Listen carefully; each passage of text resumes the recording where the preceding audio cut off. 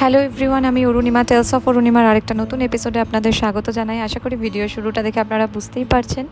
তো আমরা অ্যাকচুয়ালি ঘুরতে যাচ্ছি। হ্যাঁ, আমরা ইউজুয়ালি তো স্যাটারডে সানডে যারা আমার ভিডিও দেখেন তারা জানেন আমরা ঘুরতে যাই, কিন্তু এবারের ঘুরতে যাওয়াটা একটু ডিফারেন্ট।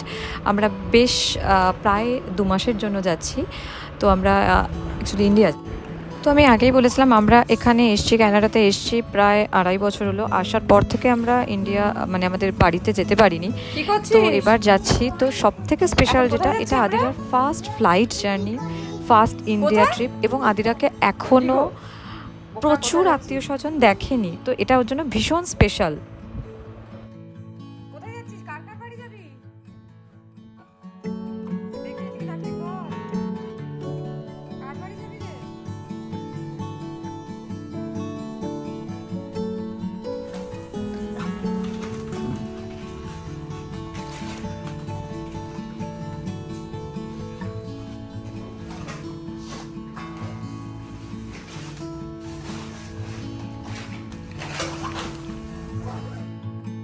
বেরোনোর আগে সমস্ত ট্রলিগুলোতে না এই টাইগুলো লাগিয়ে দেওয়া হলো, কারণ অ্যাকচুয়ালি লক করে দিলে কি হয়, যদি ওদের কিছু সন্দেহ হয় তখন ওরা লকটা ভাঙতে হয়, আর যদি লক ফক না করতো তখন হয়তো সুটকেস ভাঙা মানে বিচ্ছিরি একটা ব্যাপার। তো সেই কারণে ওই একদম খুলে রেখেও তো যাওয়া যায় না, তাই ওই চেনগুলোর সাথে না এই টাইগুলো লাগিয়ে দিলাম। এবার বাড়ি গিয়ে এটা জাস্ট কেটে দিলেই চেন ওপেন হয়ে যাবে। তো আর এই ট্রলিগুলো চেনার জন্য আমি জাস্ট এই কাপড়গুলো লাগিয়ে দিয়েছিলাম যাতে ওই বেল্ট থেকে নিতে সুবিধা হয়।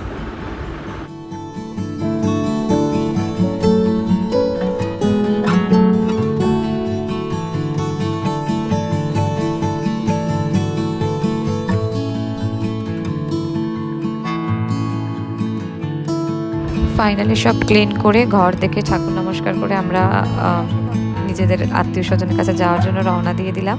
রওনা দিয়ে দেবো। অ্যাকচুয়ালি আমাদের কী হয়েছে, আমাদের ডিরেক্ট ফ্লাইট নয়, মানে আমাদের দুবার লেওভার আছে। আমরা টরন্টো থেকে ফার্স্ট শিকাগো যাবো ইউএস, ওখান থেকে দোহা, দোহা থেকে কলকাতা। তো এবার আমরা বেরিয়ে পড়ছি। ইন্ডিয়া যাচ্ছি, তোমরা ভালো থেকো।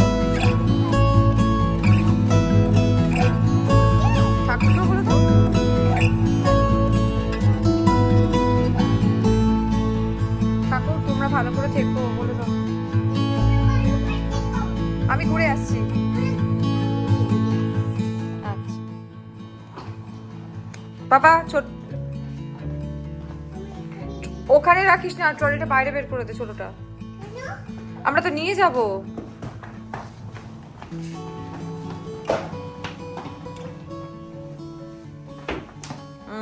রেখে দাও ওখানে। হ্যাঁ ব্যাস,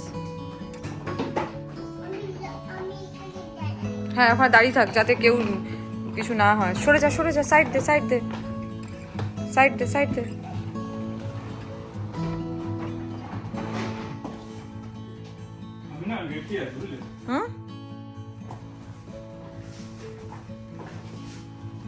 ব্যাস এবারে গাড়িতে তোলাটা করে দেবো, ব্যাস।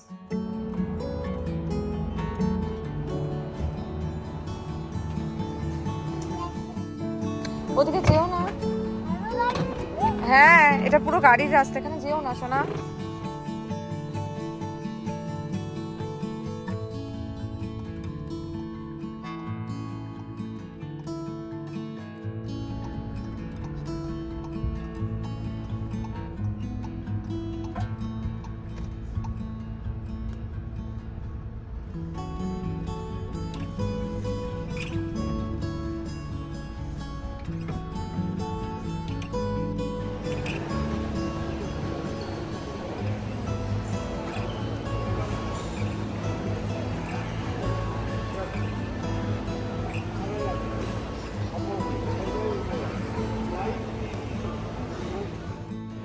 সো আমরা এয়ারপোর্ট পৌঁছে গেছি। অ্যাকচুয়ালি আমরা এবারে 3 বছর, প্রায় 3 বছর, অলমোস্ট 3 বছর মানে 2.5 বছর বাদে ইন্ডিয়া যাচ্ছি। এটা আদিরার first flight journey, first India trip.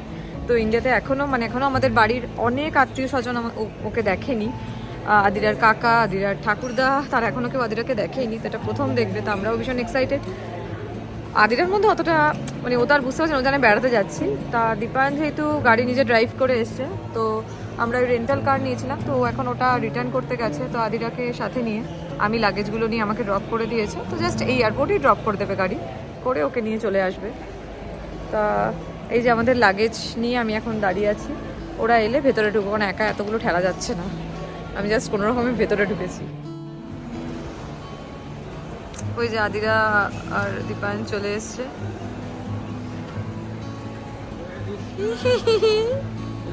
কোথায়?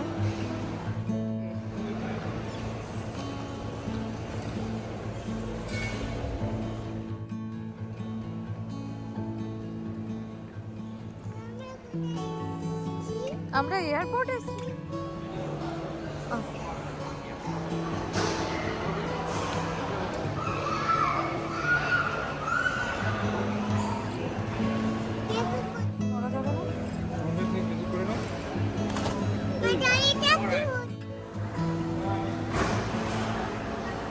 দাঁড়াও বাবা, দাঁড়াও মামা, ওদিকে যেও না, এখানে রেখে দাও, তুমি এখানে রেখে দাও, এটা আমরা সাথে নিয়ে যাবো। দাঁড়া দাঁড়া, এখানে সবাই লাগেজ যাচ্ছে, তুমি এখানে এসো। চলো চলো,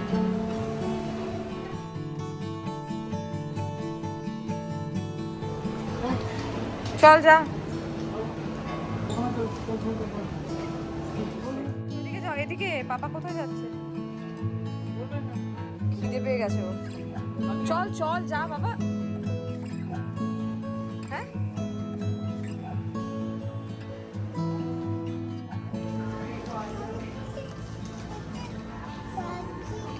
বাবা প্রায়োরিটি লাইন দেখতে গেছে, দাঁড়াও।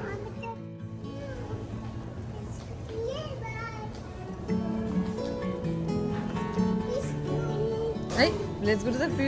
হ্যাঁ হ্যাঁ হ্যাঁ, এই ডিউটি ফ্রি থেকে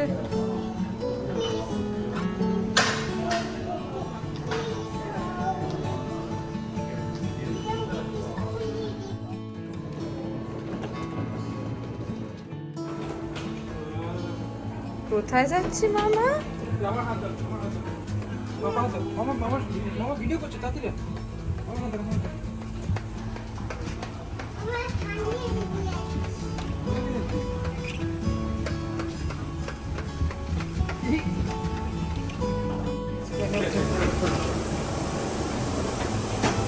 কোথায় ঢুকছে এটা? মামা সাবধানে, মামা কারোর হাত, বাবার হাত ধরো। এটা কিসে? প্লেন, আচ্ছা ওকে, পাপার হাত ধরো।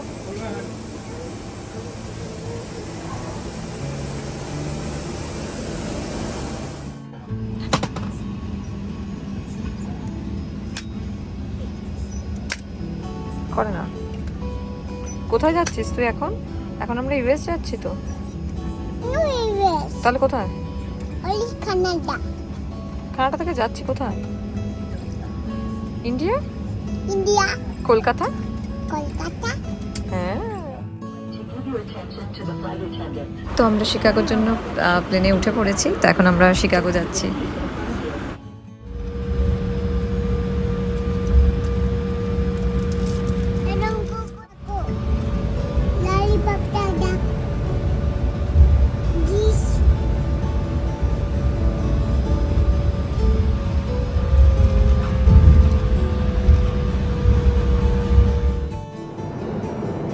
আমি অ্যাকচুয়ালি সবার কাছ থেকে অনেক টিপস পেয়েছিলাম আদিরাকে নিয়ে, যেহেতু এটা ফার্স্ট ফ্লাইট জার্নি, তো কেমন হবে আমরা একটু নার্ভাসও ছিলাম, কারণ এখন ও বড়ো হয়ে গেছে, প্রচুর কথা বলে, যে কি করবে ও ফ্লাইটে এক জায়গায় বসবে না।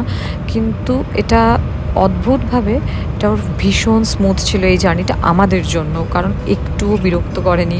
মানে উঠেই ও প্রথমে তো শিকাগো ফ্লাইটটাতে তো ঘুমিয়েই পড়েছে। তো এই আমরা এখন শিকাগো পৌঁছেই গেছি, তো মানে প্লেন ল্যান্ডের সময় হয়ে গেছে, তো আমরা এই শিকাগো নেমে গেলাম এখন। তো এই ফ্লাইট জার্নিটা তো আমাদের ভীষণ খুব স্মুথ ছিল, মানে আমাদের কোনো অসুবিধা নেই। আর আদিটাও এখন উঠে পড়েছে, তো এখন আবার ওই এখানে এখন ওই চেকিংটা হবে, কারণ আমাদের একটা এখানে টার্মিনাল চেঞ্জ করতে হবে, কারণ আমাদের শিকাগো টু দোহার ফ্লাইটটা অন্য টার্মিনাল থেকে রয়েছে। লেফট রাইট লেফট,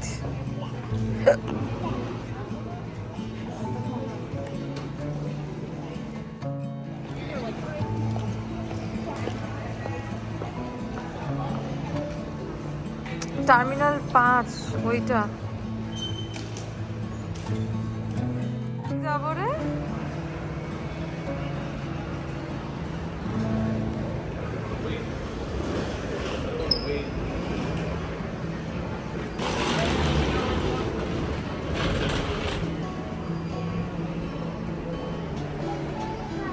টার্মিনাল 3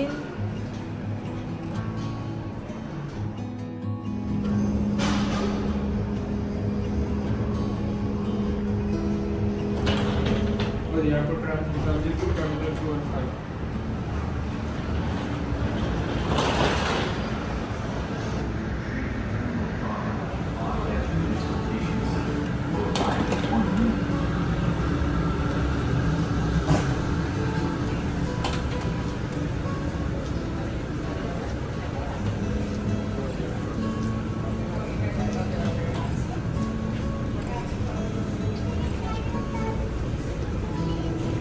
এখানে রোদ্দুর এসে গেছে, দেখেছিস?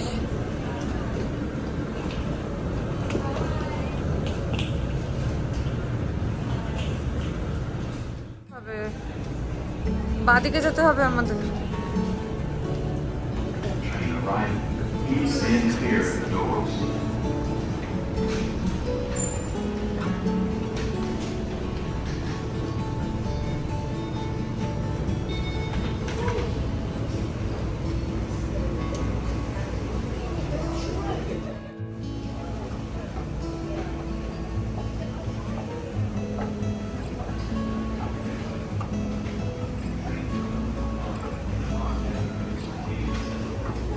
দেখে লাভ, চলো জাম্পি।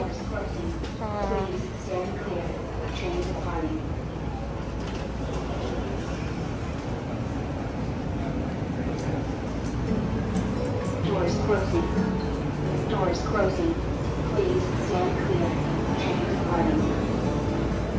তো আমাদের হ্যাঁ, আমাদের ট্রেন এখান থেকে ছাড়বে টার্মিনাল 5 এর জন্য। আর এদিকে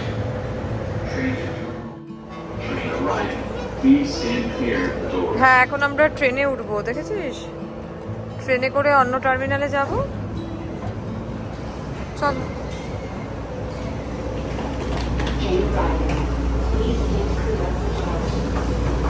আসো, এখানে এসো, এখানে এসে বসো, এখানে এসে বসো মামা, এখানে।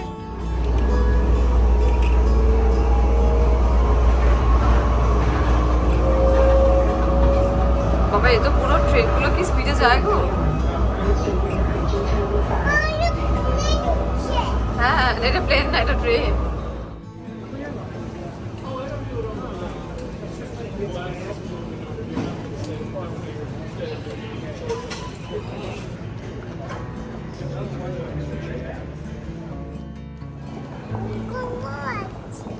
হংকংও আছে, সিঙ্গাপুর আছে, সিঙ্গাপুর। এ বাবা, মালয়েশিয়া।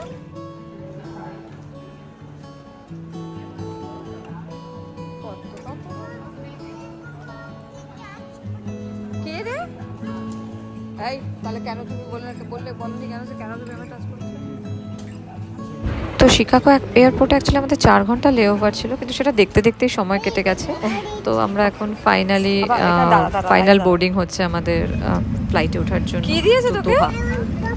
তো এখন আমরা দোহার প্লেনে উঠছি। তো এই ফ্লাইটটা হচ্ছিল 13 ঘন্টার জার্নি, এইটা লম্বা জার্নি।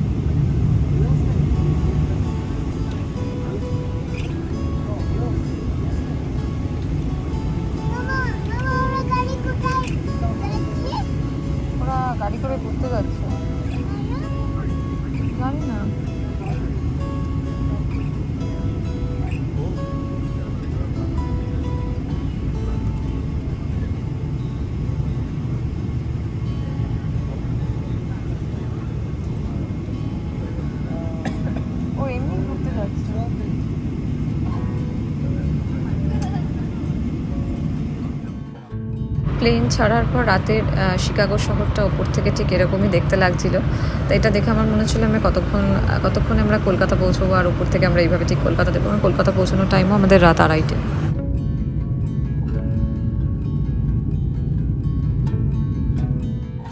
তো আমরা ম্যাপে দেখছিলাম খালি আর দোহা পৌঁছতে কতক্ষণ, তো প্রায় দোহা পৌঁছে গেছি। এই ফ্লাইটটাতেও অলমোস্ট এই 13 ঘন্টার মধ্যে আদিরা 7 ঘন্টা ঘুমিয়েছে, আর বাকি টাইমটাও ওর কিছু খেলনা নিয়ে গেছিলাম, সেটা নিয়ে খেলেছে একটু। ওখানে স্ক্রিন টাইমও ওর হয়েছে, কিন্তু খুব যে অসুবিধা হয়েছে সেটা না। তো আমরা দোহা এয়ারপোর্টে নেমে গেছি।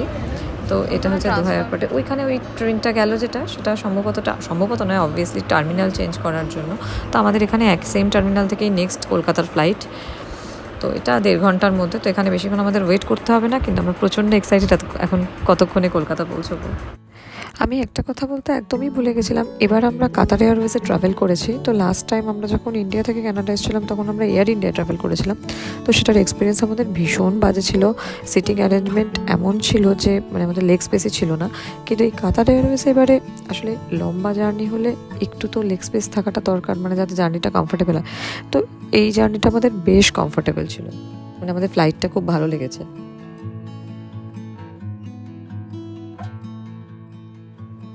আমরা ইয়েতে গিয়ে খাবো বাবা।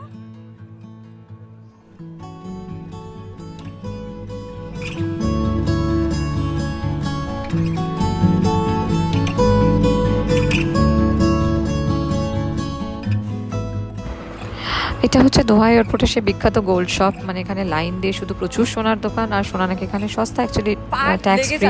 তো আমাদের আর দেখারও টাইম ছিল না, আমি জাস্ট পাস করার সময় জাস্ট ভিডিও করলাম। এখন আমরা ফাইনালি চলে যাচ্ছি আমাদের গেটের কাছে, কারণ কলকাতা যাওয়া।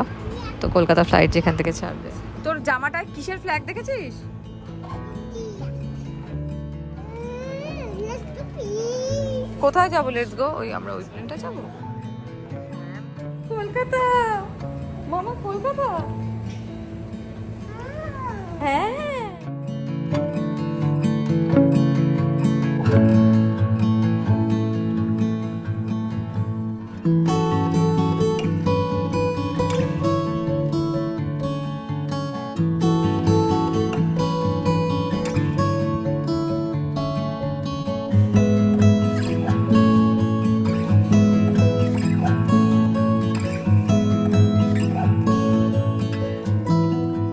এই ফ্লাইটটা আমাদের মোটামুটি 5 ঘন্টার মতো ছিল। তো এখানে আদিরা একটুখানি খেলে এখানেও অলমোস্ট প্রায় 3 ঘন্টা ঘুমিয়েছে, তো কোনো অসুবিধাই হয়নি। তো আমরা খালি ম্যাপে দেখছিলাম যে কতক্ষণে কলকাতা পৌঁছবো। এই আমরা এবার কলকাতা ঢুকে যাচ্ছি। তখন রাত 2 বাজে। তো এখন আমরা এই নেমে ব্যাগটা কালেক্ট করে সোজা বাড়ি। তো বাকি সমস্ত ব্লগই থাকবে হচ্ছে এবারে ইন্ডিয়ার, কলকাতার। অবশেষে সেই প্রতীক্ষার মুহূর্ত, আমরা এয়ারপোর্ট থেকে বেরোচ্ছি। তো আমরা যেহেতু অনেক রাতে পৌঁছেছিলাম, তো সেই জন্য মামুনি, বাবি, মা এদেরকে আমরা এয়ারপোর্টে আসতে না করে দিয়েছিলাম, কারণ অত রাতে এলে সবারই বয়স হচ্ছে এখন। তো বাবা আর মামা আসার কথা। তা এটা আমাদের এখন তো ভীষণই আনন্দের মুহূর্ত। তো আমরা এখন ফাইনালি এয়ারপোর্টের দরজা দিয়ে আমরা বেরোচ্ছি।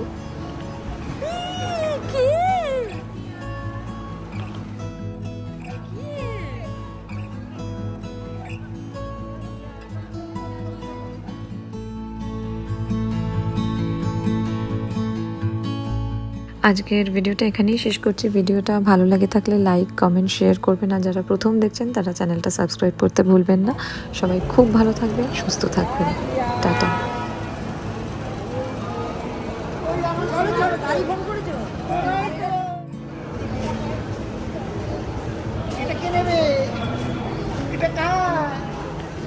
আরে এইদিকে চলো, গাড়িতে চলো।